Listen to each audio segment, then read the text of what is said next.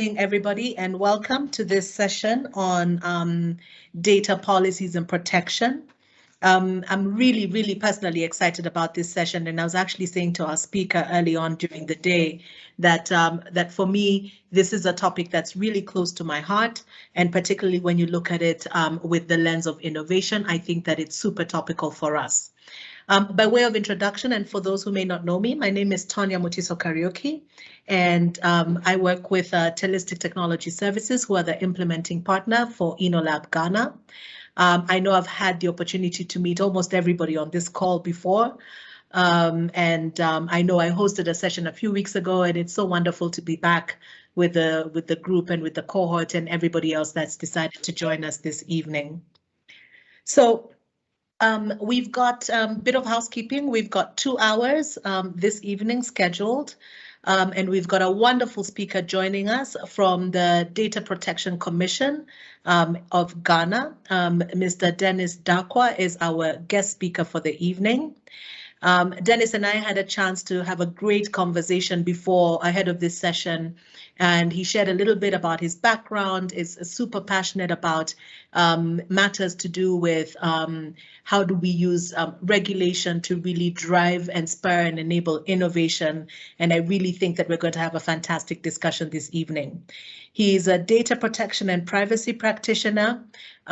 He has a diverse background, actually, spent quite a bit of time in resource management, supply chain management by way of background, and then has been in the data management, data governance, and data protection space with the Data Protection Commission over the last 5 years. I'm so happy to share that he himself has had some entrepreneurial experience. And so that means that he's amongst friends and we are amongst friends as well, because he understands the journey of a founder and of an entrepreneur. And I really look forward to some of his practical tips and tricks and applicability of some of the policies and laws that we're seeing across the innovation ecosystem now, and how that then plays out against, trying to grow a business, but at the same time trying to remain compliant. So it gives me great pleasure to introduce Dennis. Dennis, if you don't mind sharing your camera, it would be wonderful to see your face for the group on the call. And I know you're going to share your screen as well. And I don't believe I've done pure justice to the introduction. So I'd love for you to start off by telling us a little bit about you, who you are, and the work that you do at the Data Commission. Over to you. Thank you, Tonia. I'm trying to set my camera up so at least you can see the face behind the voice. Exactly. Sure.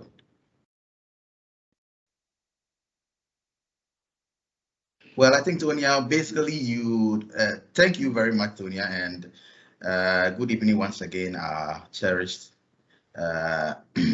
participants for today's program. And I think you've done justice to my introduction, and I love it anyway. There's little to say, just that I'm being very passionate with data protection. You see, even somebody would ask, with a background, with supply chain and the resource background, why do you find yourself in data protection? And the key word here is the passion to see to it that our ecosystem in terms of privacy actually is up and par with what's actually happening around the world and the globe. Yeah, so I've been passionate since my joining the commission, and luckily for me, we've had an experienced practitioner as a commissioner in the person of Madam Patricia Edusei-Poku, who is currently the head of the president of all commissioners in Africa. And that gives us great joy. He's actually helped us a lot in terms of building our capacity in data governance and data management. So I think this is basically what we have here. And moving on, I think the discussion, and I think that we will keep on having these discussions over a long period of time. And so gradually, as we move on, we get to know more and more about myself. Tonia, so I think you did justice with my introduction, and I would have very little to add to it. Yeah, no problem, and thank you very much. So I want to let you know that your camera is dark, so we can't see you for some reason. I don't know if it's obstructed by something. I can tell that you're sharing, but it's just like dark completely. So I don't know if you want to try and play around with it a little bit. Okay. Shall I give you a second to do that? Just so Yes, that please. as you're speaking. Yes, please. Okay. There you are. We can see you. Sure. We can. Yeah, it's very bright, but we can see you perfectly. Right. Okay. So Dennis, I'm hoping, I mean, I know that you prepared a slide or two to share with the team today. The way we'll run the session, like I said earlier, we've got 2 hours. For the audience on the call, we would like to hold questions till after Dennis has gotten through his slide deck, because we don't want to be to interrupt too much and find out that he was going to answer the question in a few slides anyway. So we'll let him get through that, and then we'll take questions from the audience. And as we take questions from the audience, please feel free to type your question into the chat window or raise your hand, and we will moderate the Q&A at the end of his presentation. So Dennis, without much ado, I'd like to hand over to you, and please do take over. I'll let you know when we can see your screen. So if you can go ahead and share, I'll confirm that, and then we can get talking. All right, thank you very much. I'm trying to share my screen the next minute. It's loading. Please, we can see your desktop. Yeah, we can see your desktop.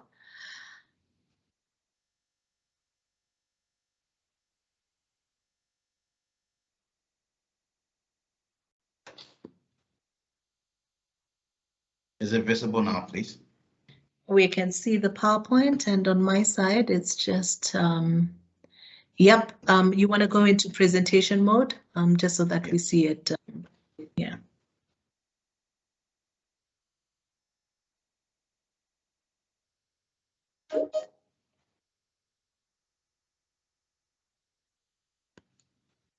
All right. Perfect. Help there me you share now, please. Perfect. Please, is it clear now, please? 100% perfect. You Good. can go. Good. So we would want to begin by trying to understand what data protection is all about. I think most of us have been hearing of data protection, and maybe somebody might not know what it is, and when you say data protection, what it entails. So I took time to briefly explain and give a little bit of a history and a background of data protection and its laws across the globe, and zeroing in specifically to Ghana as well. So if you can see my screen, I'm saying that data protection is the process of safeguarding personal information from compromise, unlawful disclosure, or loss. So the process of ensuring that you safeguard information from compromise, unlawful disclosure, or loss, data protection. I want to go into a little bit of a background or the history of data protection, how it all evolved. Okay, now after the Second World War, there was concerns about human rights, and people were getting more concerns and agitated about human rights. Yes, in 1948, that is the Universal Declaration of Human Rights, had at its Article 12 a portion stating that it is prohibited to attack a person's honor or reputation. Okay, so now going down, people now began to be very more enlightened on what privacy is all about. 1950 EU Convention on Human Rights also introduced what we call privacy. Now in 1992, the Ghana Constitution actually made a provision in the Constitution which actually dealt with the right to privacy. And specifically, you can look at it in the Article 18.2 of the Ghana Constitution. Now, when it says the right to privacy, it was a little bit vague, and so then there was the need to also break it down. In 1998, we have the Human Rights Act, also specifically detailing on what privacy and data protection was all about. Now in 2012, then Ghana actually passed out the Data Protection Act, which tends to explain or give flesh to what privacy has been, and the right to privacy has been enshrined in the 1992 Constitution of Ghana actually meant. Now, in 2015, the Act gave birth to a commission, and the commission, commission's mandate is to ensure that whatever is enshrined in the Act is actually complied with. So currently, the Data Protection Commission, where I work, came into being in 2015 from the Data Protection Act 2012. Basically, you can call it Act 843. Right. So then the question is, why data protection laws at all? Why the need for data protection laws? Okay. We all know now data, as in the world, is termed the new oil. Everybody needs data. Businesses thrive on data. If you want your business to flourish, it's about data. Now, with the advent of technology and increased technological devices, now data sharing has become more easier and convenient. Now, the convenience also is people having convenience. Make sure that we also don't lose track on the proper use of data and the fair use of it.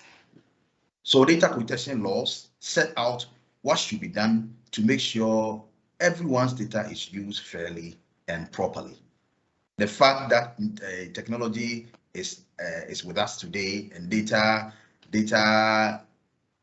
usage is increasing, does not also give everybody the opportunity to use data in an unlawful way. So data protection law globally actually deals with the proper use and the fair use of data. Okay, so a typical example, as I gave, with the Data Protection Act 2012, and then the GDPR as well. If you could see clearly, let me go back a little bit. I want to stress on this. 2012 Data Protection Act came into being. The Ghana Data Protection Act 2012 came into being. And 2018, the GDPR, that is the European Data Protection Regulation, also came into force. So if you could see, Ghana Data Protection Act is actually older than the GDPR, as you can see on the show. Now, the scope, I would want us to delve a little bit over the scope of the act, what the stretch, or to what extent does the act apply. Now, I break down into two. We have the material scope and then the territorial scope. The material scope is dealing with what does data protection actually deal with. So all data, including electronic and non-electronic platforms, all data on electronic and non-electronic platforms is affected by the Data Protection Act. So the Act covers all this data. So you can't say, yes, if data protection, I'm using manual data and so I am exempted. No. So the Act, the material scope of the Act covers electronic and non-electronic data. Now let's look at the territorial scope. In other words, the rotational scope of it. We are looking at the Act applies to data controllers. Don't mind about the terms that's being used here. I will explain them in the subsequent slide. So the Act applies to controllers established in Ghana and processing taking place in this country. That is one. Data controllers not established in Ghana, but uses equipment or data processors carrying out businesses in this country. In this country here refers to Ghana to process the data. Yes. Processing is the request of information which originates partly or wholly from Ghana, and other jurisdictional laws or legal requirements such as the European Union. Now, as I initially talked about the Data Protection Commission, somebody will ask, what does a commission even do? What do we do? So a commission is set out as a regulatory body or an institution given the legal mandate to protect the privacy of individuals and their personal data. So the privacy of individuals and personal data. Now it leads us to some of these technologies and what it means. Now, when you say personal data, we mean elsewhere they call it personal identifiable information. It's the same. Personal data is any information that uniquely identifies an individual. Any information that uniquely identifies him. It could be one information or a set of information put together to uniquely identify you. You can talk of examples, your name, your telephone numbers, your IP addresses, your residential addresses, your telephone, your email addresses, and what have you. All information that can zero in on a person becomes their personal data. Okay. Now, if you could see, you have what we call data subject. Data subject is a person, simply a person who is a subject of a data. Okay. We have what we call data controllers. Data controllers here is basically an individual or an individual who determines, an individual or an institution who determines the process for collecting and using of data. Any individual who collects information from a data subject and determines how it should be used is a data controller. And a data processor here will be any person other than an employee of the data controller who has been mandated or be given the authority by the data controller to process data on the data controller's behalf. Okay.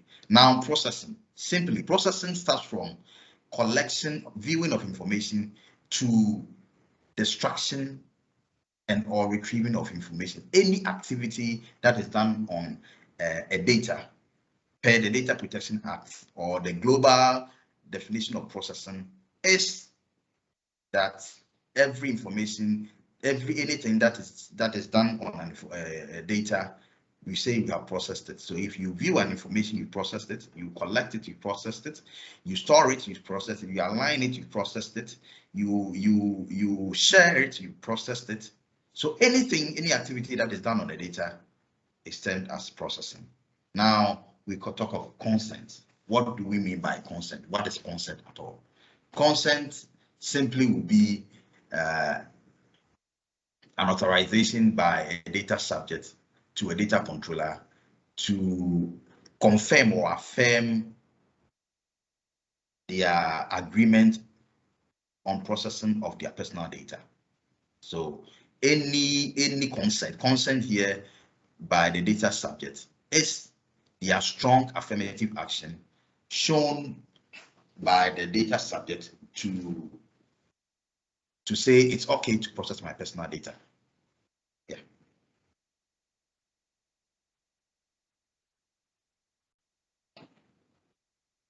Okay, so I would actually want to talk here small and then move on to the next. We'll talk about the obligations of the data controller under the Data Protection Act. So it is every data controller, as you said, if you are in a tech environment, per the definition of a data controller, if you are collecting personal information in our business, you become a data controller by inference. But if you are being given an authorization by a data controller, somebody collecting information and processing it on their behalf, then you become a data processor. So depending on your activity, then you become either a data processor or a data controller. The Data Protection Act clearly does two things. It gives rights to data subjects. The data subjects are you and I, whose information are being processed, and obligations on data controllers. Now, I would want us to briefly touch on the obligations of the data controllers under the Data Protection Act. If you could recall, if we are saying you are processing data emanating from Ghana, per the Act, the territorial scope of the Act, you are supposed to comply with the Data Protection Act. Good. So we are saying that you have to implement an appropriate technical and organizational measures. Now that I know that the environment, the number of the people, the participants we have, I know that all of us are into business and tech business, and so we are either innovating, putting up platforms and softwares that would enhance productivity in the insurance industry. Yes, so if you are in such and you are collecting the personal data, what we are saying is that put in place appropriate technical and organizational measures to do that. We will touch briefly on that as we move on. We are supposed to also implement data protection policies, privacy by design and default, implement what we call privacy by design and default. Now, the Commission wants to know, because it has the mandate to regulate the processing of personal data, is the Commission wants to know every entity or organization who is processing data in Ghana, and so that we can regulate them. Now, one of the ways to ensure that we know what you're doing and how you're processing the data, whether you're doing it fairly or not, is the registration of the data with the Data Protection Commission. Now, our registrations are done online, and every registration is renewable every 2 years. We are mandated to appoint a data protection supervisor whose duty in our organization is to ensure that every organization implements what we call a privacy program.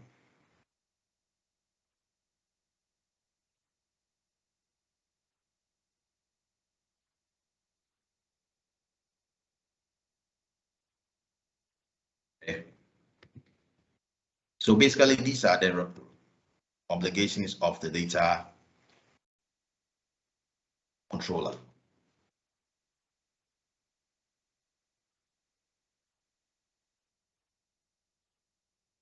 Okay. Yes, so one may ask, what are the benefits to be compliant? Why is data protection even necessary? Why is it even necessary? Okay.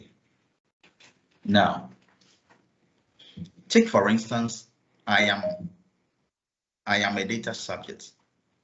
You are as an entrepreneur. Your business strive on the informations of individuals to strive. So every information you hold on an individual, if not protected well, okay, let's say I give an information to you, then tomorrow I find the information elsewhere, it has been leaked or its integrity has been breached. What is happening is that you have totally lost my trust. There's no trust, and then the fact that tomorrow you can hold the data well, and I would not be you seem to be not be trustworthy in terms of the data that you hold. I gave the information to you to assist you in our line of business, but when the information came to you, how you actually handle the information. Okay, for instance, we have some categories of personal data we call special category of personal data. Those informations, when we call it special category of personal data, because when it's being compromised, somebody else gets to know, it causes harm or distress to the data subject. Okay, some data like the health data, somebody's sexual orientation, people's biometric information, okay, people's sex life, and somebody's philosophical belief, somebody's political affiliations, and all that. Now, these informations, when given to you because of your line of business, and tomorrow is found elsewhere, in our jurisdiction, it can cause harm or distress. For instance, somebody releases self information because the person actually wants to have a service. Now, the information gets to your platform, and tomorrow it goes viral. Somebody else gets to know it. Okay. health information in our jurisdiction is a special category of personal data, and the last thing you want to know is that you give somebody's health history out there to somebody who should not know, or somebody who should not have access to it. And so, if data protection in itself, when it's practiced, gives data controllers or data customers trust and confidence in the fact that whoever is holding their data can hold the data and then keep it safe. Okay, it's also a differentiating factor. Look, what we have done as a commission is that we are actually liaising with all peer regulators to ensure that they add data protection as part of your eligibility criteria. In no time, I'm not saying this to as it were put anybody off, but as a country, we have, and as a commission, we have realized that the good way to go is to ensure that the information people hold, they are accountable to the information they hold. And so what we have done as a commission is that we are liaising with sister agencies, for which National Insurance Commission is a party, to ensure that their direct organizations or the industry that they regulate actually ensure that they add data protection as eligibility criteria, so that tomorrow, in no time, you get to realize that even before you get another business or line of business, government business or anything, there you'll be asked of your compliance with the Data Protection Act 843. So yes, if you have it, it becomes a differentiating factor, and then it gives you a leap. Now, the next point here is improve data management. Yes. Now, if you are actually protecting the information you hold, which I will talk briefly in the next slide, so you get to know, what will happen is that you know when the type of data you should collect, whether you are processing the data lawfully and fairly, and you know how long you are going to use the information for, who would have access and all that. What is happening is that how long you are going to keep the information, and then how long you are going to destroy it. What is going to happen is that having all these at the back of your mind, you are able to manage the information or the data you hold very well. You all know that space to hold data is also at a cost to business. So if there's information and there's no need of the information to keep it, and you are still holding it, you are actually adding up costs to yourself as a business. Okay, so actually complying with data protection and actually ensuring that you are complying with the Data Protection Act, ensure that you also improve on your data management skills and all that. Again, brand reputation, it enhances your brand reputation. If customers gain your trust, okay, that you are going to protect the information they give you safe, what you are going to do is that in time, you have a track record of ensuring that the information you are holding on your data subjects are safe. And so your brand, you're going to enhance your brand reputation, and people are going to see you as an organization which is responsible and accountable to their data subjects.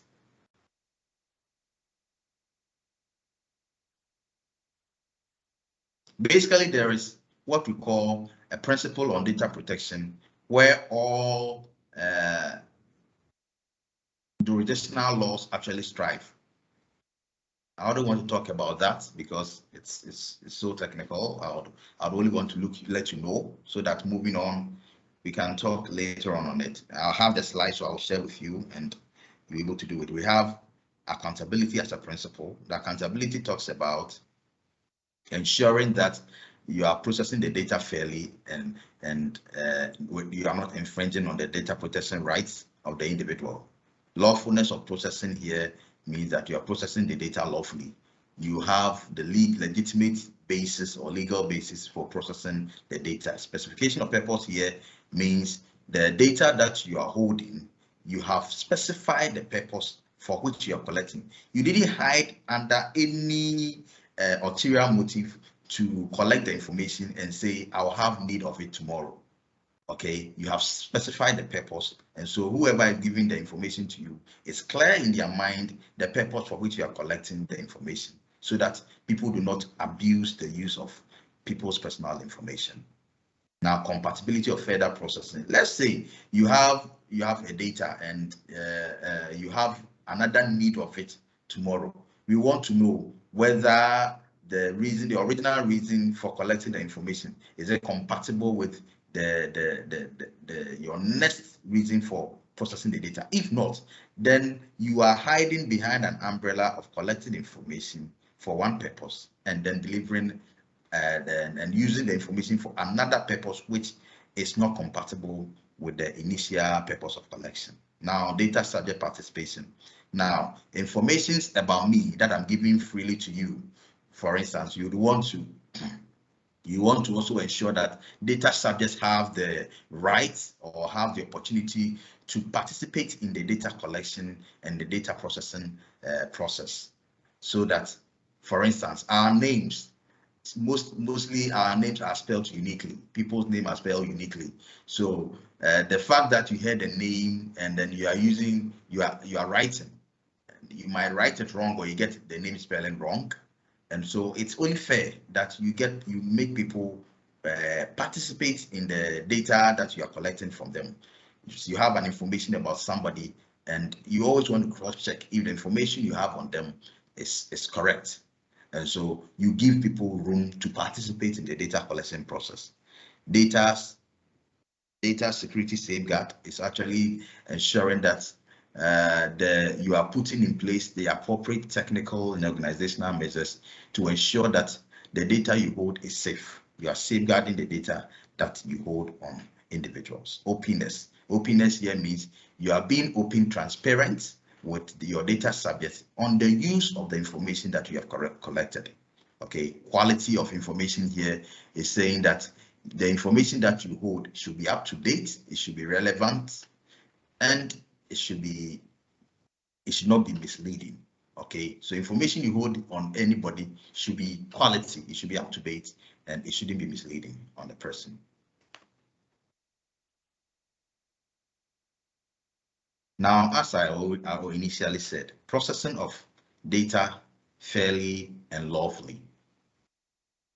The personal data ought to be processed fairly and lawfully.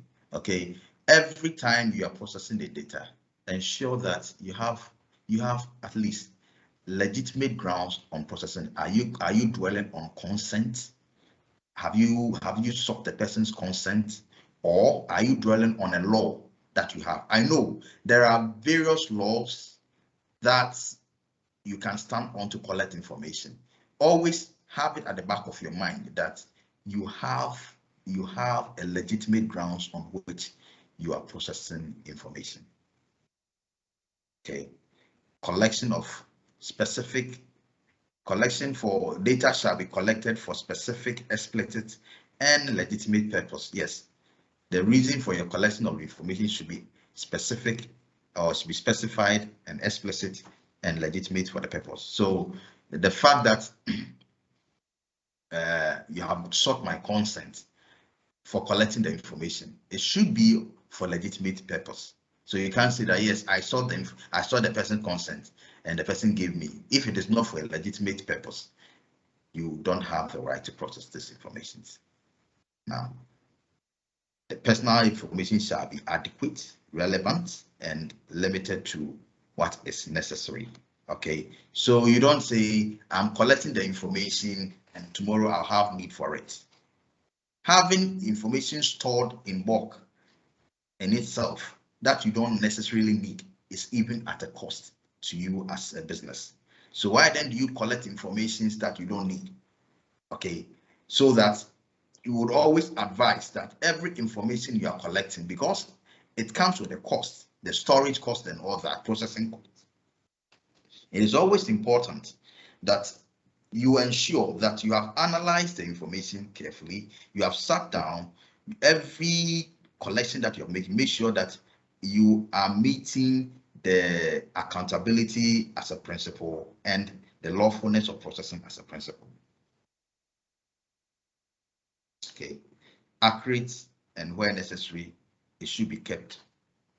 It should be up to date. Yes, the information that you hold, as I initially indicated, it should always be accurate and it should be misleading. So, as we are in the tech environment, how do we ensure that the information that we hold, having a system, develop a system, how do you even ensure that you are complying with this? Okay, there are informations that does not affect the integrity of the data you hold. Like, let's say you have an application, you have an app that you have developed that you want people to sign on. Now, information such as people's residential address, residential details, or people's next of kins and all that, and people's information that vary. I mean, personal information that vary. Okay, like people's photographic features. Okay, somebody has a picture today, tomorrow the person has changed a bit, and you have a platform, the person is signed to your platform. Have you made provisions for people to freely change or actually request for a change of these information that you hold on them?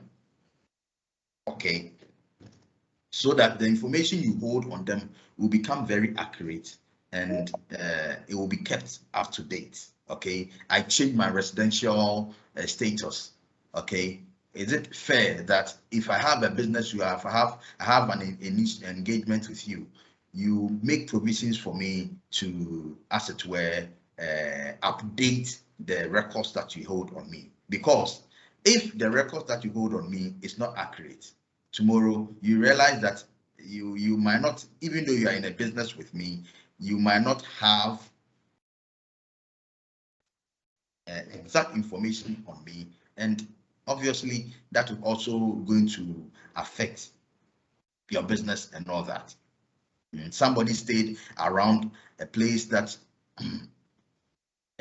tomorrow he's left, and you have not updated the records. How do you keep record or track on your business partners or your customers and where they are living, and how to also give them the needed services that they require or need? Yeah. Now, the information should be kept for no longer than is necessary. Yes, as I initially said, keeping information that you don't even need, information that is out of date, okay, is even at a cost to you. Okay, I know that the National Insurance Commission has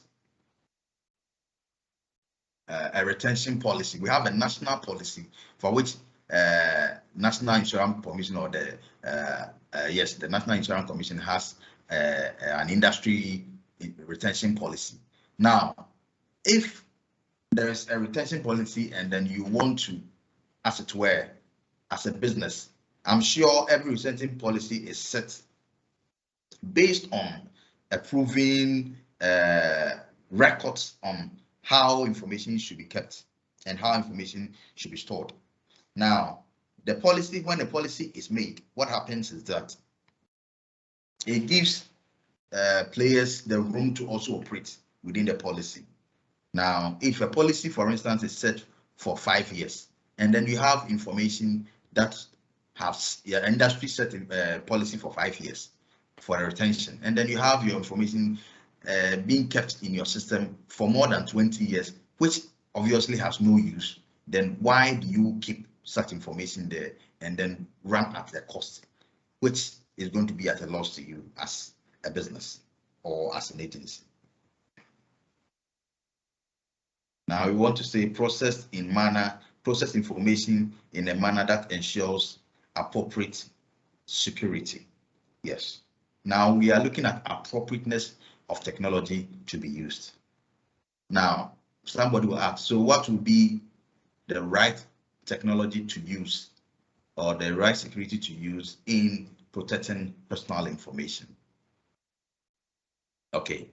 Now, as I initially said, the Commission does not have a straight cut policy on what security measures should be used. but we are saying that the appropriateness of technology should be equal to the sensitivity of the information you hold. As I initially said, in the insurance industry, in the tech insurance industry, you realize that health information, financial data, they are all categorized under the special category of personal data, which in our jurisdiction is a very sensitive information to release or to let a third party to know. Okay, so we are saying that the level of security or the safeguard measures to be used should be robust in this sense. Now, the very minimum security measure to use is if there is an industry standard or industry standard, the commission says at least you should comply with the industry standard. And wherever there is not, then it is incumbent on the business to sit down, get into a round table, assess the risk of processing the information, and see how and what measures you will put in place to mitigate the various risks. So if the information that you hold is very sensitive, and when a third party gets to know would cause harm or distress to the data subject, then it is only appropriate to ensure that if not the state of the art technology, you make sure that the integrity and then the security of the information you hold is safe. And so you would ensure that you have systems that is safe enough to the sensitivity of the information that you hold.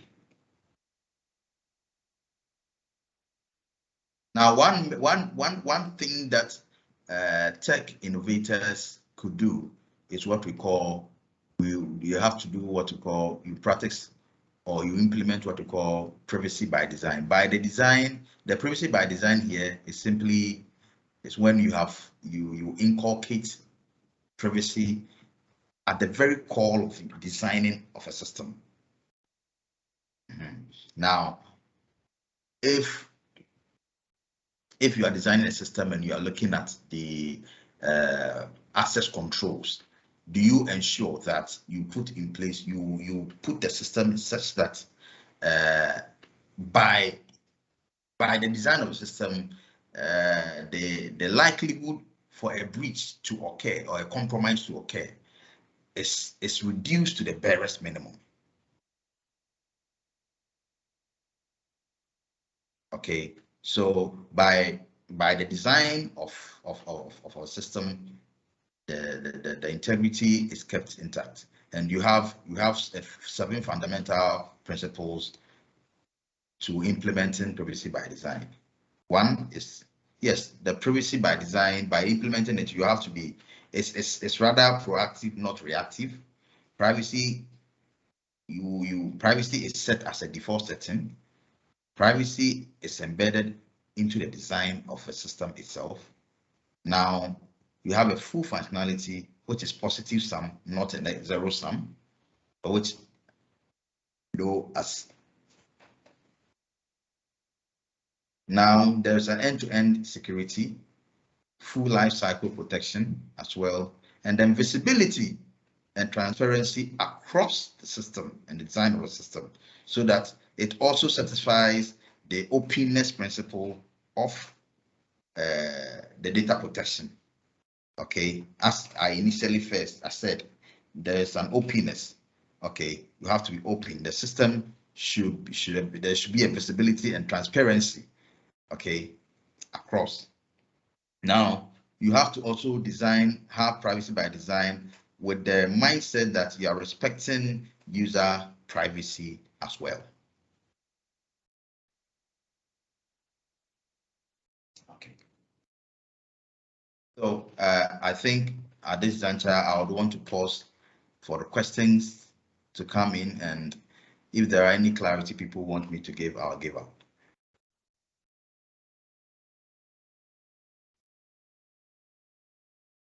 Sonia.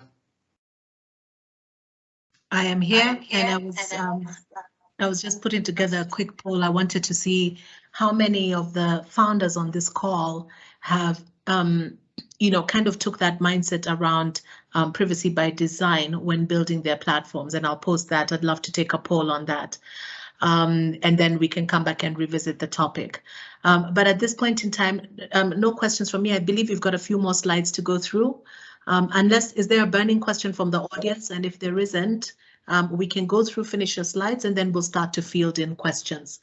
And for the audience on the call, this is a good time for you to start posting your questions in the chat window. And then we'll call upon you. If you have a burning question right now, please feel free to use the reactions, put up your hand, and I'll call upon you to ask your question.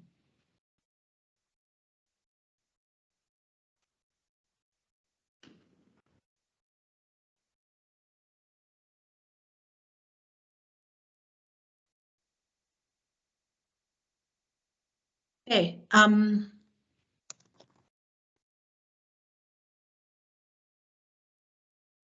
I've got a question from Newton. Please go ahead.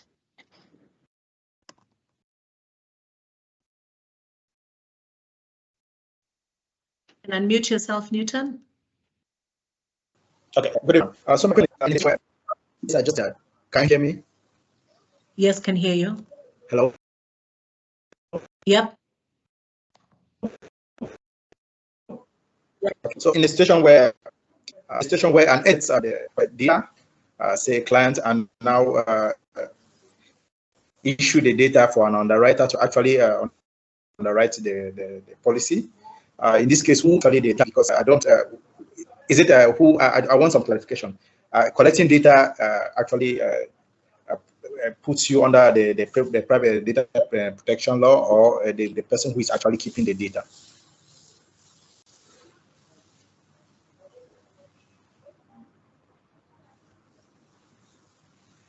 Dennis, did you get the question?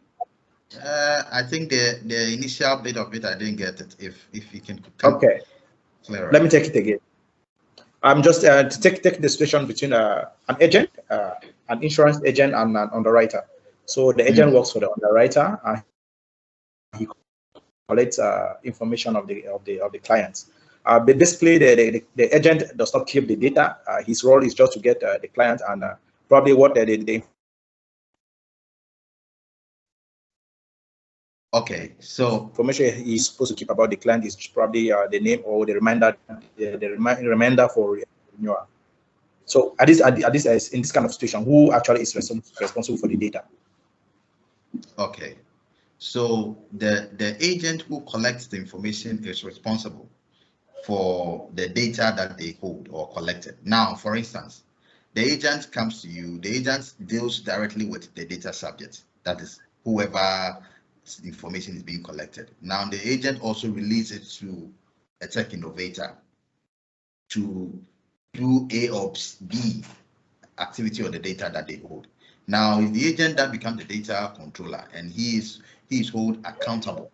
Now it is the data controller or the agent's responsibility to ensure that by releasing the information to you, okay, you also ensure that you have the right systems or deal with people who are also compliant or have the right systems to ensure that the information they hold is they are also compliant with the data protection regulations. So yes, it's a two-way decision. Whilst the person collecting the information holds the ultimate responsibility, the controller or the agent also puts the responsibility or shared responsibility with the innovator as well, so that as he or she or the agent is doing his part, you are also doing your part of the bid.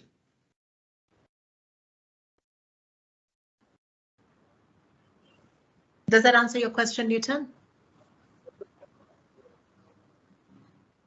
But it takes an aspect. Yeah, not that's why I want the question of my worry. Talking about the financial aspect of it, because actually, if you are a member of the Data Protection Commission, there are some financial obligations, if I understand very well. At this stage, is the agent equally liable to meet up with the financials? Sorry? If I understand well, if being a member of with the data commission, you have financial obligations to meet up with. Now the question is, at this stage, is the agent equally going to be responsible financially, or it's the underwriter? Okay, so you are asking, you want to know what are the financial implications if there is any fines or something. Not talking about fines. Not talking about fines. Being a member of the data, keeping people's data. Based on my little research, I know there are some financial obligations. Those who are actually managing data of people, there are some fee they pay. So I'm talking about looking at that financial obligation, which it's on the people managing data.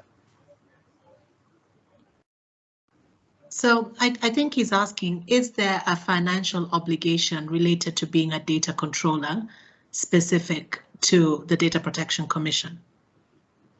Okay. So the Tonya, the financial obligation here is actually at the registration point of registration with the Data Protection Commission.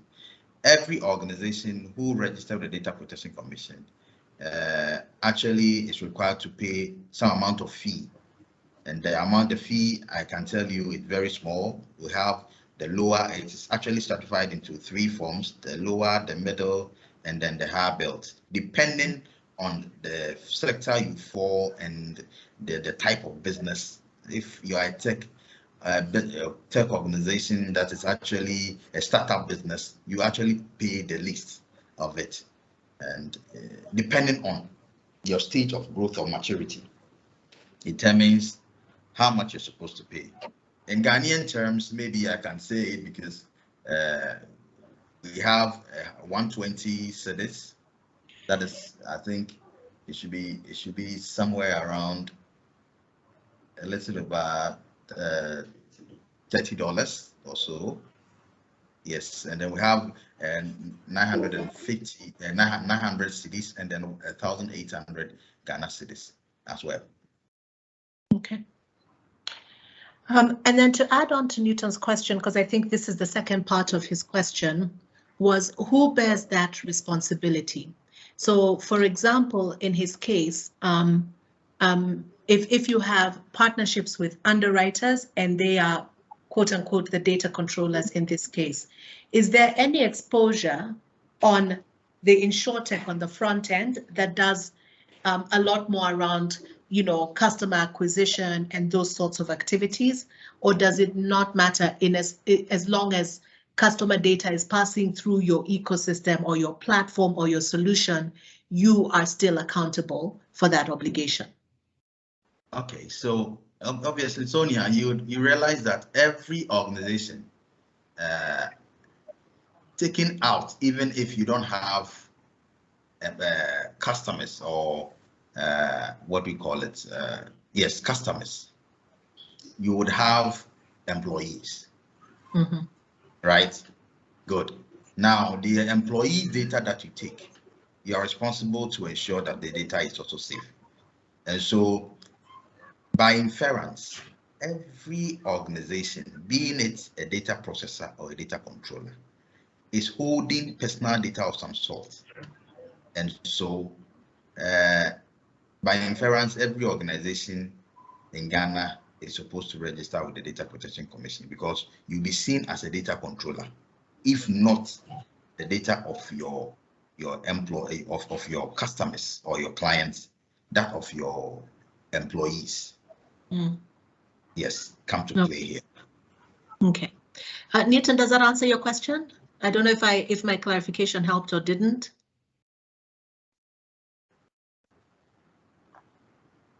Yeah, your clarification did, but just for the fact that he hasn't specified actually between then probably the underwriter who is supposed to bear the burden, because I think that will be a very big debate when as things move for as the implementation of the convention. Maybe let me understand you as a writer. Okay, put yourself in. Just give me so that a scenario, so that then I can understand what you mean. Maybe I'm not getting some of the jargons right, so that I can explain, because the principles are the same. So if I understand what you mean by the writer and then the okay. We are talking about an insurance company and an agent. For example, the agent might be probably a platform where people get insurance policies. So I can actually just go through that platform to buy an insurance policy, but the platform actually does not keep my data, because I just use their platform. Probably it's an advert I saw on their platform, and I have to get through the insurance company to get my my policy. So the question is, the platform where I got my information, obviously they get their commission from that business. So do they have that financial obligation to actually get? Can you say they are managing data? Yes. If you look at the territorial scope, where the scope of the data protection law, if you could, I've actually shared my screen again. If you could see, we have data that is not established in Ghana, but processing equipment using but uses equipment or data processors carrying out business in this country to process the data. So yes, it might not necessarily mean the fact that you're using equipment or a data processing instrument to do that. Yes, you are captured under this. And the financial obligation, if I get you clearly, is it the payment of fees that you are worried about? Yes. Okay. So as I indicated, every organization in Ghana, established in Ghana, that determines or set how data should be processed, ought to register with the data protection. So by inference, every organization needs to be known on what reasons they process information. Okay, so whether somebody is giving it to you or whether you are also collecting it directly, we want to know. So for one of the ways of we are the commission wanting to know is making sure that you make your informations or your business informations available to us to our registration platform. And I've also indicated that when you register, yes, it comes with some bit of fees depending on the size of your business. So yes, whether you are creating a platform or the other way around, yes, all of us are actually being mandated to, as it were, put their registration on the data protection platform. Okay, that's all for now. Okay, I think that was very clear. Thank you so much for that clarification. So, I encourage you to post your questions in the window, and while people do that, I have a couple of questions for you myself, Dennis. So you mentioned earlier on that, and even when you and I had a pre-discussion, that there's some work that you've been doing with NIC. And one of the biggest challenges being a startup is the numerous different regulations and how to remain compliant across without even being a regulatory or policy expert yourself. Would you be able to share some of the work that's coming out of your collaboration with NIC that could potentially benefit the individuals on this call? That's very great. Yes, well, I'll be very that's so. Just as I initially indicated, we've been working with NIC, and we know as a commission that all businesses are not the same. Okay, the strength of businesses, some startups especially, some start very small, okay, and so their strengths are always not the same. That is why we have structured fees or structured ways of dealing with organizations. One, our fee component, as I initially indicated, okay, is put into bands. The smaller band or the smaller businesses have their own band, the middle businesses have their own band, and then the large industries also have their own band. So depending on which band you fall, then the fee will apply.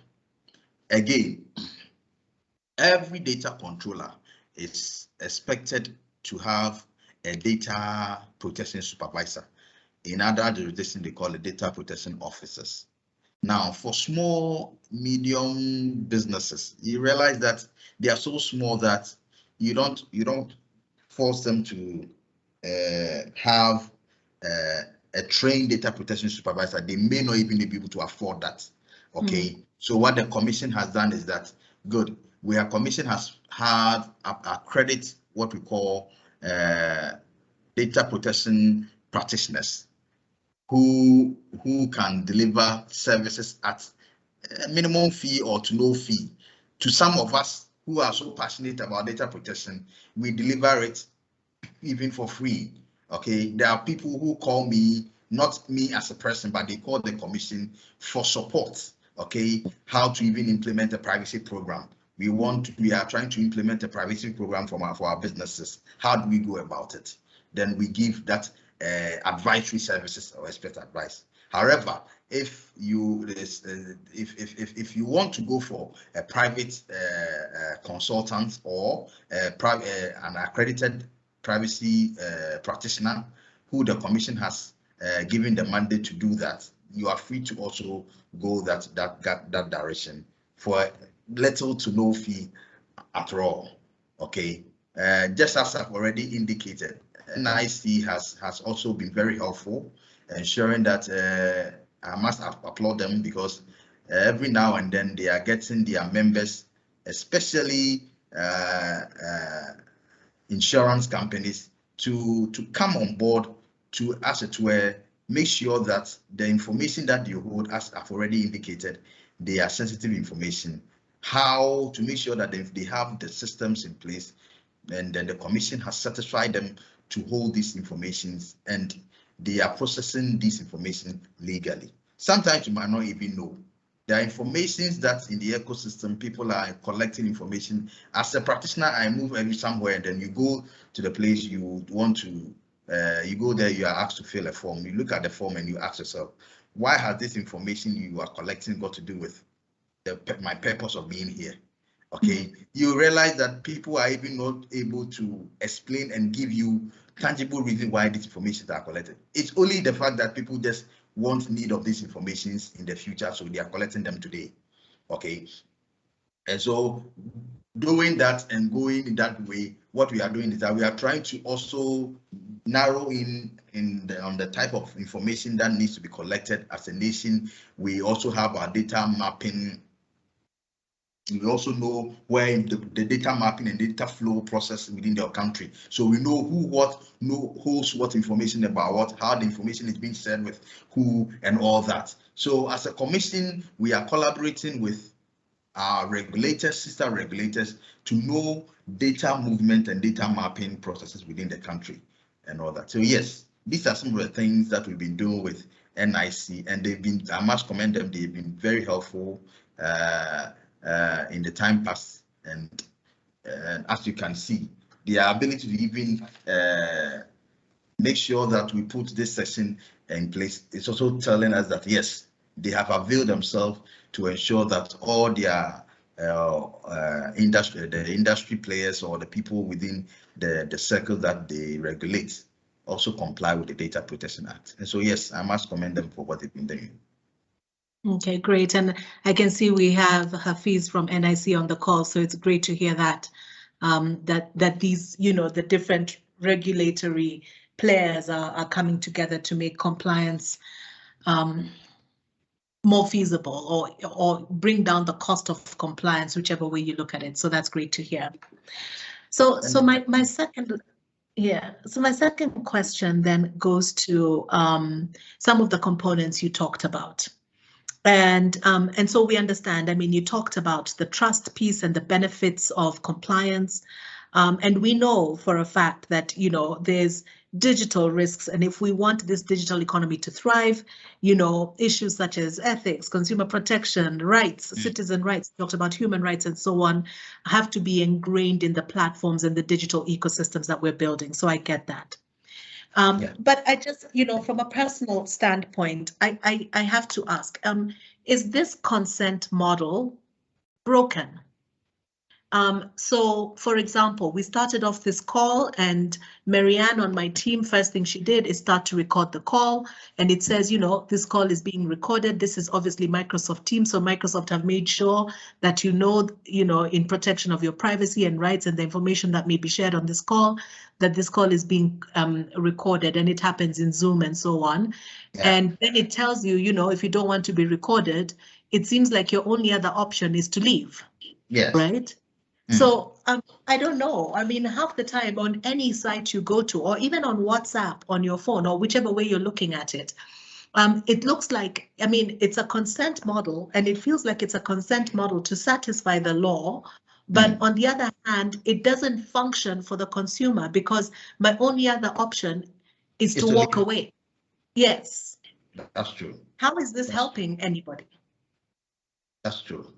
I think you are perfectly right. In the jurisdictions where these laws, these what we call it, systems were developed, okay, they have what we call opt-out rights. But for us, that is our local jurisdiction, that the Ghanaian law, our law actually requests an opt-in consent. But for them, this okay, for instance, for the GDPR, the opt-out consent is what is required of them. So if you don't like, you can just opt out, move out. But in our jurisdiction, it is an opt-in consent, so that even before you even start recording, if somebody is to say, I don't want you to record, the person should be able to still stay on the call and then prevent you from recording the call. But here is the case. Microsoft developing a system to suit what we call the Western world, look at their law and then develop the system. Okay, so now their law is saying, yes, you can opt out if you don't want to go out, and just as you say, you have no option but to leave. And that is okay for them, it satisfies that law. But on our part, it says, please seek the consent and let it be clear before you start doing it. Okay, so there is that little scuffle between these two laws. Hence the reason for the harmonization of laws across the globe. Now, as we are talking, there are these talks within the African region on how we can harmonize our laws to make sure that we have possibly a harmonized rules or set of rules to also govern our activities. Okay, so that tomorrow you don't, as a business, it wouldn't be business unattractive to do. It would be business unattractive to do a system, design a system for, let's say, Europe, and then for Africa, a different one for Africa, because you have to meet an African law. Okay, now if all laws are now made uniform, then one system developed elsewhere can suit all the regions. Okay, so yes, it is a defect, and to our law or to our acts, it shouldn't have been the case. But here is the case. Microsoft sits in the United States, who has that opportunity per their law. And so if you want to use it, then it's more or less go by their law. There are many instances where our commissioner has hosted the GAFAM group, that is the Google, the Amazon, the big platforms, to have talks. The last one that we had was with Facebook. Okay, how Facebook can ensure that they comply with our local laws. Okay, that they don't develop what we call systems only satisfying the European law and then the other laws that does not apply within our region. So yes, it's a defect. For whoever recorded should have at least given us the heads up, and we all should have also, what do you call it, consented to it. Okay. So yes, I understand. And these are the reasons why some of these things are happening. And so Africa is in serious talk to ensure that we harmonize our laws so that it be in sync with the global data protection laws, so that we don't have these conflicting issues back and forth. Yeah, no, good point. And sometimes it does feel like our local entrepreneurs then are under more scrutiny than these big international players, and how do we level the playing field some way, so that definitely makes sense. Thank you for that.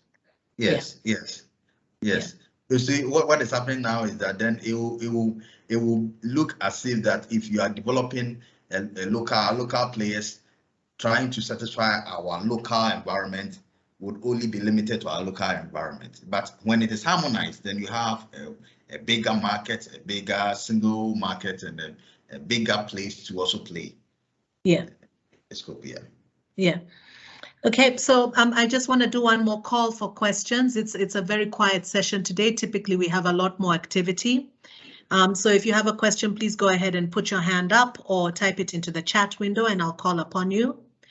But that conversation, Dennis, is a good segue into part of what we've been discussing before about the promise of the Africa Continental Free Trade Area, which we know currently, if I'm not wrong, particularly around financial services, is headquartered in Ghana.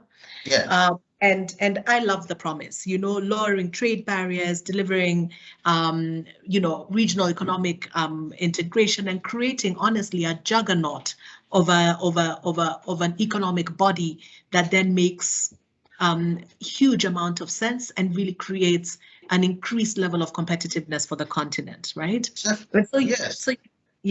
So you talked about harmonization, and the folks on this call.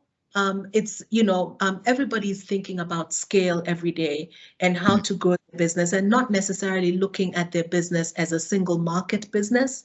But, you may have started off in Ghana. You certainly want to play in Nigeria, Ivory Coast, Kenya, Cameroon, you name it, right? How far are we on that journey, particularly in as far as data is concerned, in terms of are we close to getting to a point where there's some, and particularly when you look at how many data protection laws there are in Africa, I don't think it's 30 countries even that have a proper data protection law in place. So this is a relatively, it's come up over the last 5 to 7 years in a lot of African markets. So we had a unique opportunity to harmonize. How far on that journey are we? Because that certainly then presents a barrier to scale outside of your individual country borders. We are more than close, very, very close. Let me put it this way. Quite recently, I think there was this African region commissioners meeting that was held in Senegal. It's about 2 or 3 weeks ago, for which our data protection commissioner, Madam Patricia Edusei-Poku, represented Ghana. And as I've already indicated, she is the president of African commissioners. Okay, an MOU was signed with Smart Africa. I don't know if you know of Smart Africa. Yeah, in pioneering technology advancement in Africa and all that. Yes, and the very object of this MOU was to ensure that we have a common what we call training requirements and policies that will be used to train across all the African countries and all that. So Ghana will be used as a case study, Ghana law, Ghana Act, and then the Commission's standard for training data protection supervisors will be used as a case study to train all other African countries within the continent. And it was signed, and it should be in effect by next year, early next year. Okay, so that we have from now up till about the end of this year to make sure we've gone through the law, to harmonize the law, and then ensure that everybody is in sync. We have a common law, hence a common platform to train all data supervisors within the ecosystem. And we'll have a common platform, have a common training content and training manual for every person who ought to be trained on privacy management within the African region and African data protection ecosystem. So yes, we are very close. I don't know if you've heard of the MOU, because it's gone viral. I think the whole of last week, this week, it's gone viral, and even the local news and foreign news are talking about it, and how much this milestone being chalked would go a long way to help achieve our harmonization objective. Fantastic. That's great to hear. Okay. I'm going to pause because I feel like I'm monopolizing the conversation. Any additional questions from the audience before I wrap up with one or two last questions for you, Dennis? Any questions from the audience?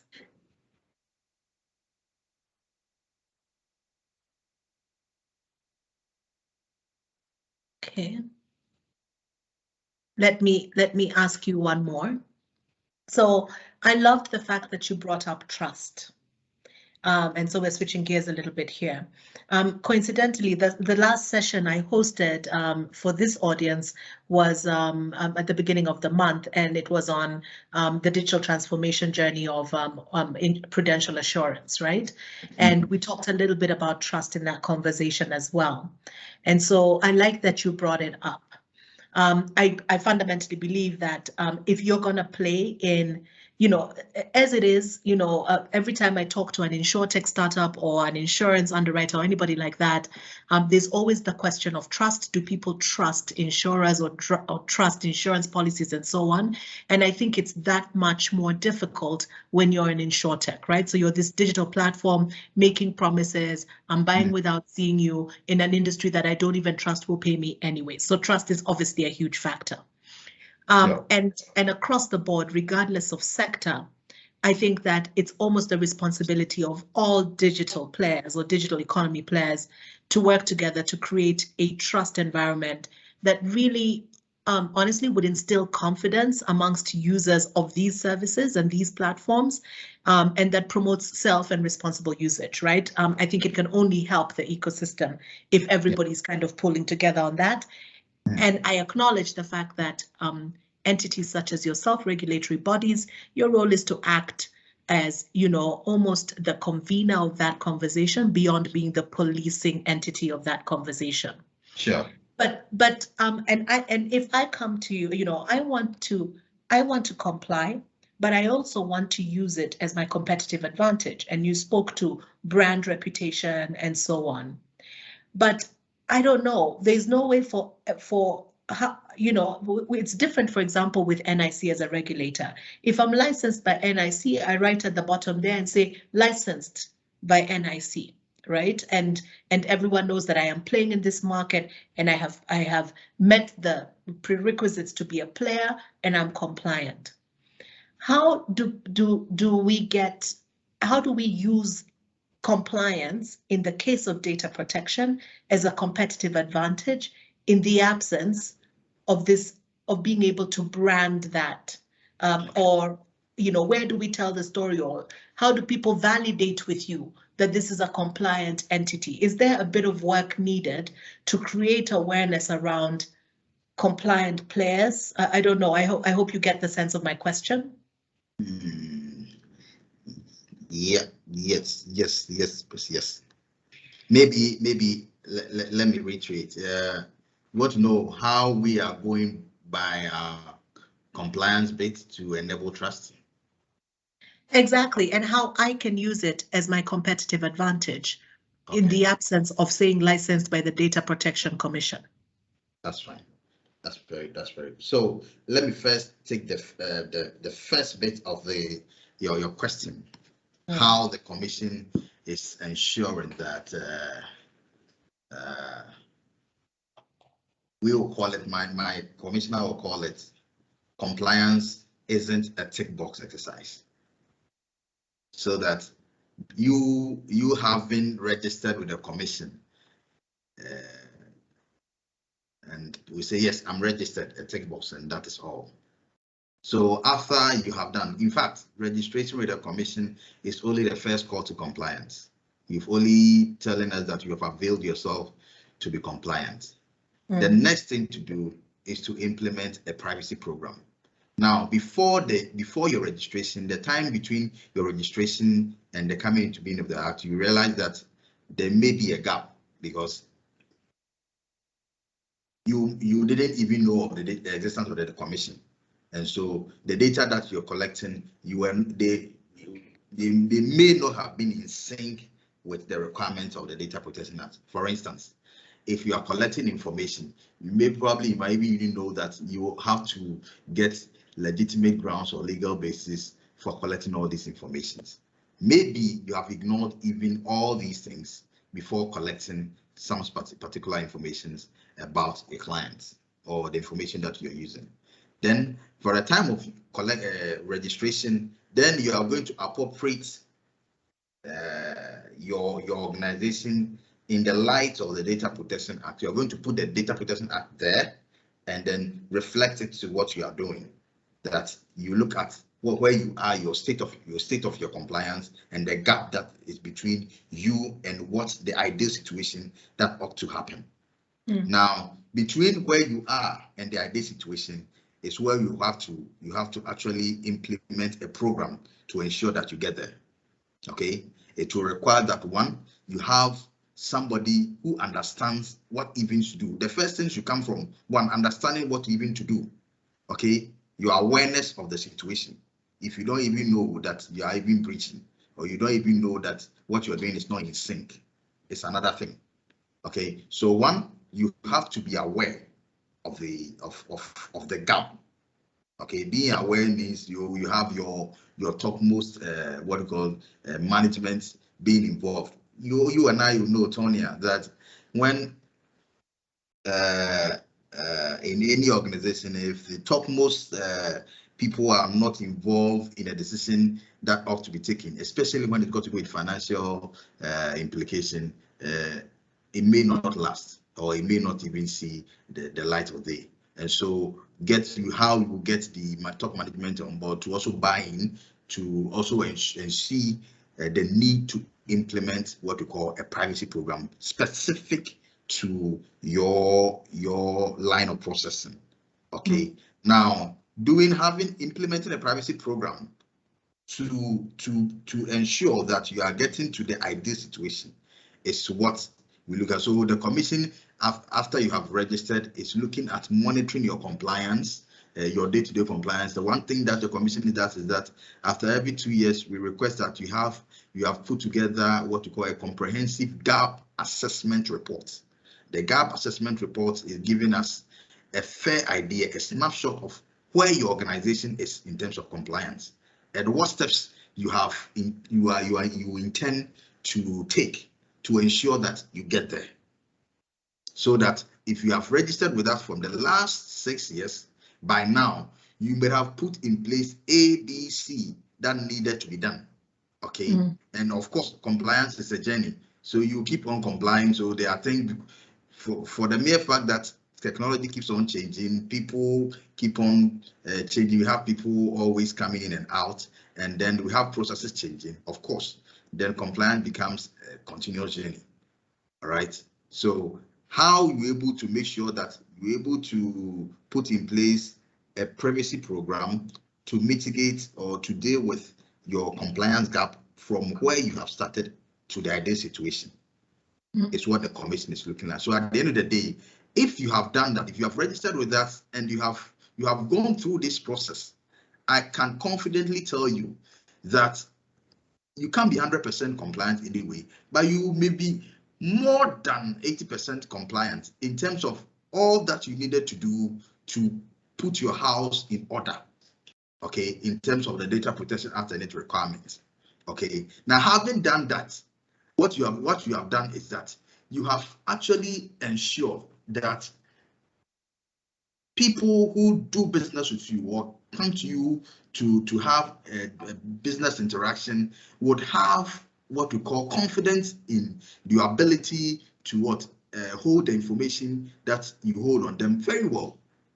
Now, what is happening is that all those who are compliant with the commission, on our registration system, we've had whoever is in good standing has their name or has their organization details on our platform. So if a client wants to check on your registration or your compliance status, they go to our portal, put your name there, and then if you are in good standing, you pop up, your name will pop up, and then they'll know your status of your compliance as at the time that they are dealing with you. Yes, so we have been assisting organizations to go through a compliance journey and a program. So as new startups who are in the game, I would encourage you to openly or willingly come to us, ask all the questions that you need to ask. I'm always available for you as a trained practitioner to assist people to go through that journey, so that those you also do business with also see you to be trustworthy, and you be seen to be responsible and accountable to the data that you hold.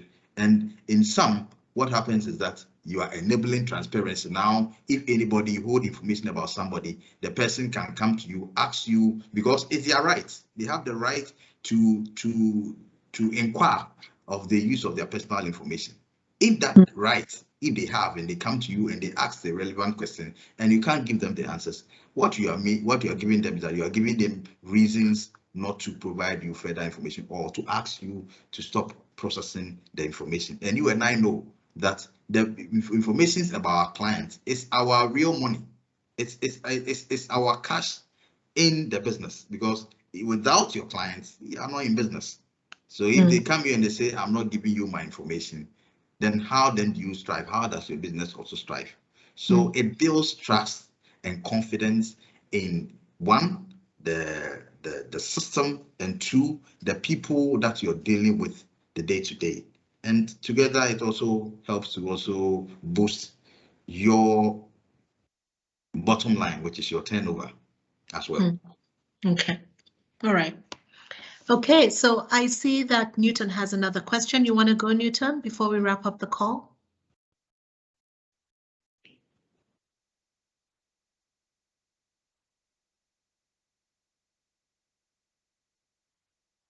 Yeah, Newton, you need to unmute your line. There you go. Yes, okay. My question is about the speaker made mention of they are working in collaboration with NIC to actually come up with to make things more easier for the insurers and the people, the actors in the space. My question is, why can't the Data Commission actually give the standards to the National Insurance Commission to embed the requirement in the renewal of probably licenses or registration of the actors into the industry? Because it makes the whole process more complex if it is embedded into the NIC's requirement, and then I think it makes it more easier, because you have to leave going through NIC and moving to data protection makes the whole process complex and more longer. Yes, your question is brilliant, but this will mean that NIC is also veering off its mandate, because the Data Protection Commission has its mandate, and hence its resource persons to deal with the specific issues regarding privacy and data protection. I would agree with you on the point when NIC is what NIC we are doing. NIC as a commission is that they are helping us to locate all the industry players within that space. Okay, so that if NIC is your mother regulator, we are dealing with NIC to say, look, NIC, we want to know the number of institutions that you regulate and what they do with personal data. Okay, so help us identify them. So then NIT will say, okay, these are the industry bodies that we have. These are the what do you call it, the organizations that we directly regulate. And so if per your mandate, you have the nationwide mandate to regulate every organization processing personal data. Yes, here is it. Now, what they do is that they provide us with this information, or they assist us to ensure that at the time of your renewal or registration, in as much as you register with what we call it NIC, you would also avail yourself with the Data Protection Commission to do it, to do what you are required to do at the Data Protection Commission as well.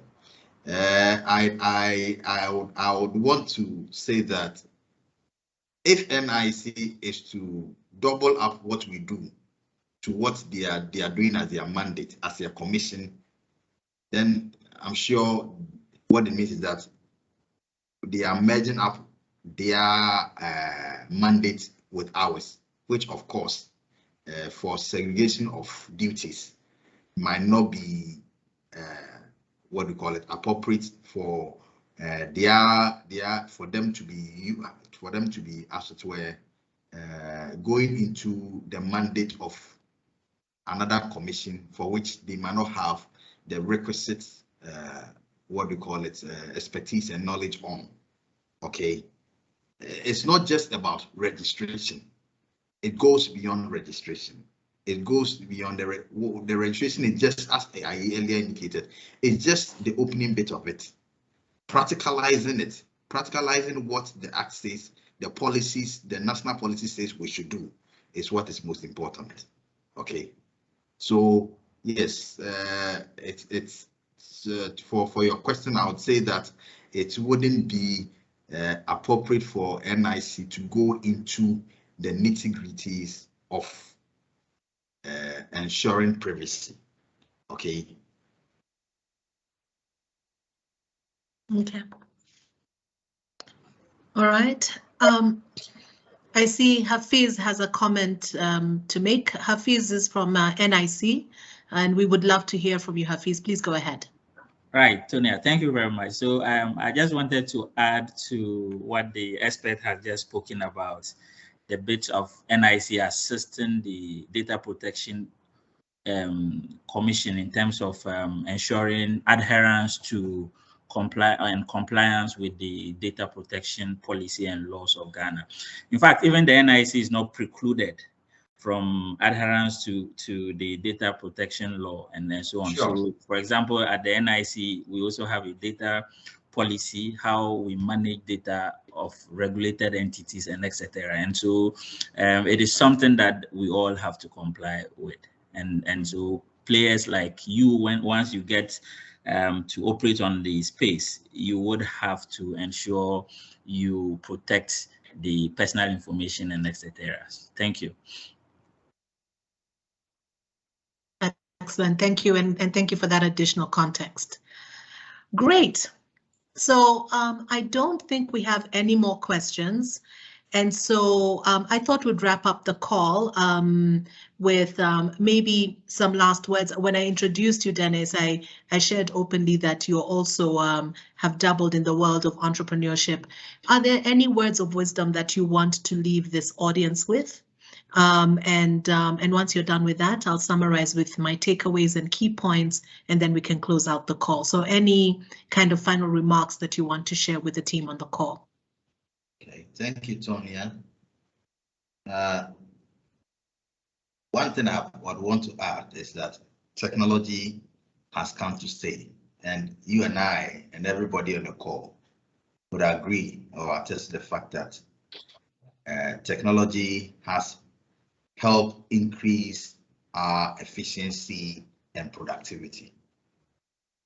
All right, for which we should take advantage of our era in which we live. However, there is that bit of ensuring that the information we hold is safe. There's one thing holding the information, and another thing, also ensuring that the information is safe. Mm. After I have used the information, I have need of it, and actually use it for the purpose of my collection.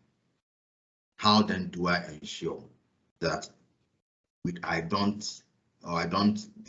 people who should not have access to the information do not get access?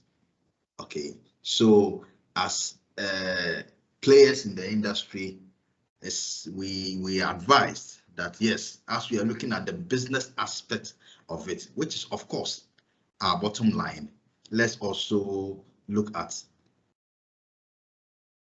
the the security and then the safeguarding aspect of the information you hold, which you might not know, but would have passive advantage on our businesses. As I earlier indicated, the benefits of privacy and data protection might not be very tangible in the initial stages, but trust me, we have organizations striving very well on brand reputation alone, which when quantified, I can tell you is enough. Now, somebody just told me that a ball, let me put this, a ball in the hand of a ball in my hand might cost only $20, but a ball, that same ball in the hands of Messi or Ronaldo's hand might cost 80 million pounds. So it's who holds it that's most important. Okay. Yeah. So yes, I'm also an entrepreneur myself. I encourage all of us in our line of business to also take privacy serious and be privacy conscious, because it has a nominal advantage on everything that we do, and it goes a long way to affect all of us. Okay, so that's yes. Tomorrow, everybody who gives out information with you, I'll give information to you, and I'll feel safe that the information you hold on me is protected, and I don't have any need to be thinking about, must I give this information out or not?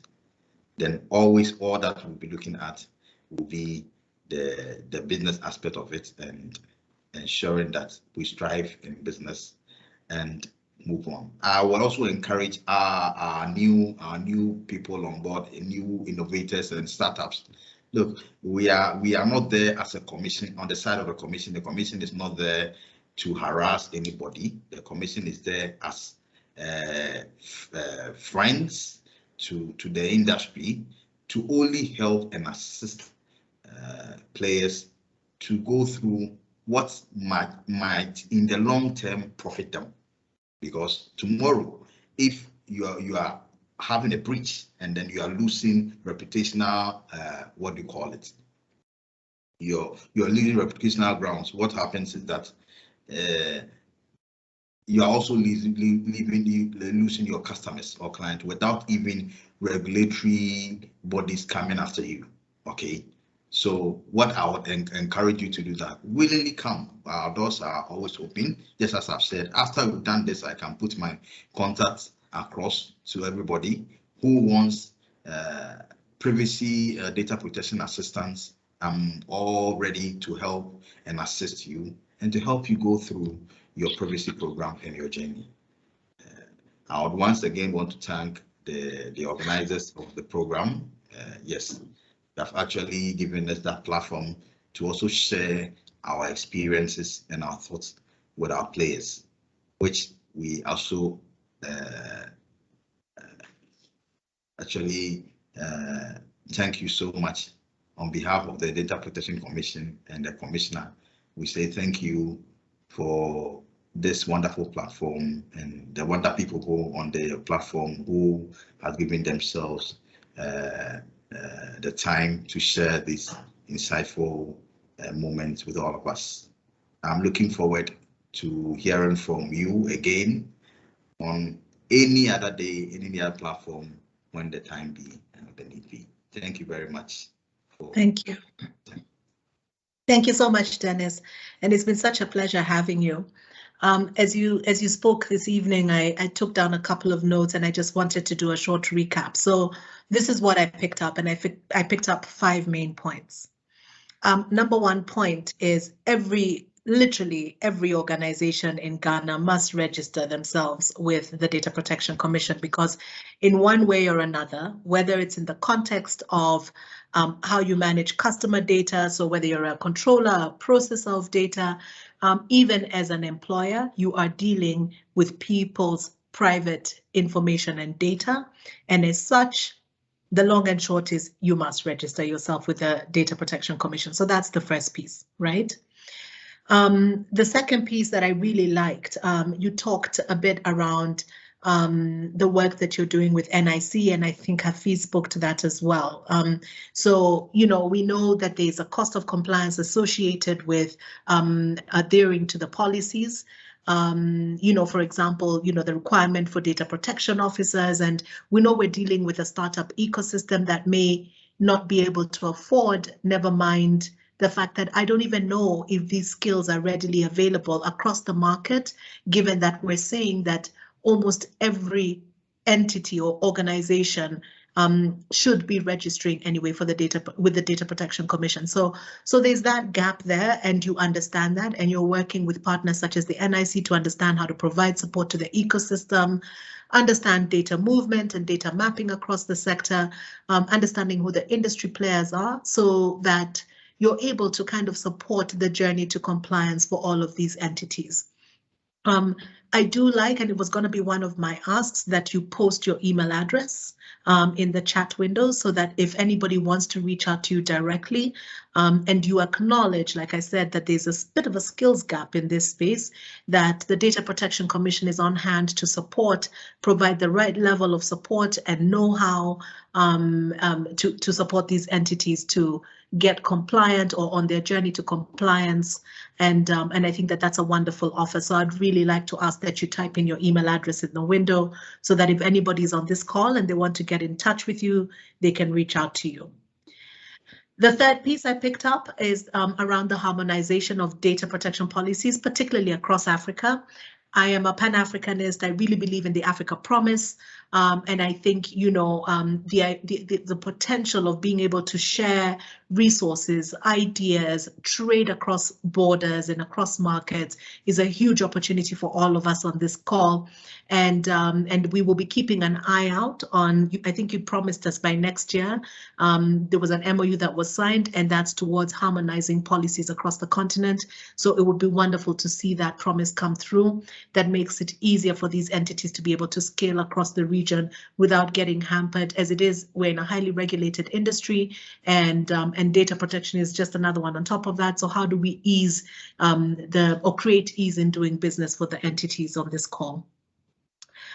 I want to finish how you started, right? And you started off by saying, and I may be paraphrasing, that data is it's something like data is the new oil. And I think we all know that if anybody is in business today, and we're in an era of digitization, of businesses that rely on data for decision making, for pivoting, for understanding customers, customer growth, and so on, all of this is highly dependent on data. And you drew a very strong distinction between, you've got the piece around holding the information and where and how you hold that information, versus ensuring that the information you hold is safe. And there was a second component to that, which was around, why are you holding the information or the data that you're holding? And so those are some of the questions that I hope that everybody on this call is going to ask themselves, because the more you widen that category of data that you're holding, the reasons you think you may be holding it for, the more you expose yourself to risk of non-compliance. And you kind of want to look at your business model and understand, what data do you actually need, what for, where do you hold it, and how do you ensure that that data is secure? How do you understand who has access to that data? And it's not just purely for compliance sake, but it is a best practice for you and your customers. And so that touched onto the trust conversation, and we talked about the benefits of compliance. It's not just about you're not in trouble with a regulator or whatever the case may be, but actually being able to wield compliance as a weapon in your arsenal, of which I am a fan, because you talked about a football analogy, and I really liked that analogy where you said it's like a football in your hands vis-a-vis a football in Ronaldo's hands. And the way he wields that weapon is the differentiator. And of course, there's talent and skill and all of that, but it's the differentiator between a football in anybody's hands and a football in that Ballon d'Or winning footballer's hands, right? And how do you take compliance and use it to your advantage as an entity? And I think it's a great place for us to wrap up the conversation. I really love the fact that we're digging deeper into building trust in your business. We're talking about protecting your customers and protecting your consumers. I want to thank you so much, Dennis, for taking the time out of your evening today to spend with us. It has been really refreshing. I have to confess that I didn't realize that Ghana's Data Protection Act came into play way before GDPR. I think that you're a trailblazer. Congratulations on that. And I will use it in other conversations. I think you should say that they were inspired by Ghana. I think, we talked about leveling the playing field a little bit, so that it's not just Ghanaian entities that get a rap on the fingers with a ruler when they're non-compliant. But I think that, with all due respect, there's a lot of international parties that are not necessarily cognizant of what the local laws are and are not in a hurry to comply. So I think leveling the playing field is an important conversation to have. Having said that, I want to thank you all for spending your evening with us. I hope that this has been a helpful conversation. I see that Dennis has typed in his email address in the window, and I want to encourage you all to feel free and reach out to him. He's not here on a fact-finding mission to see who's not compliant, but this is a great time for you to really think about what your strategy is as far as data protection is concerned, and to ensure that you're compliant, and how do you work with the Data Protection Commission and the NIC to figure out how to do that well enough. So with those few remarks, I want to say thank you so much, everybody. Have a wonderful evening, and I look forward to speaking with all of you again soon. And Dennis, thank you very much for your time today. It's my pleasure, Tonia. Thank you very much as well. Okay. All right. Have a good night. Good night. Okay. Bye-bye. Bye-bye.